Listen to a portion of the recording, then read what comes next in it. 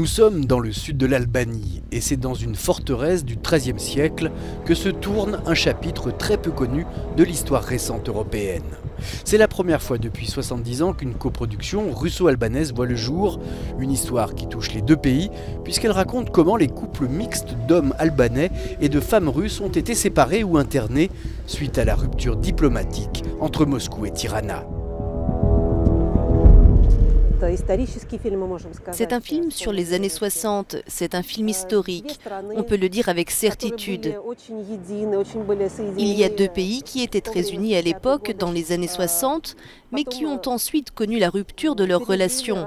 Et je pense que cela a été douloureux pour les deux parties.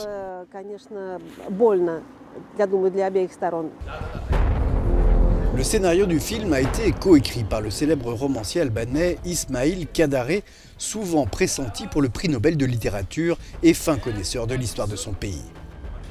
Les troubles ont commencé après que Tirana a rompu ses liens avec Moscou en 1961 et qui, du jour au lendemain, a transformé les jeunes Albanais ayant des épouses d'origine soviétique en traîtres présumés.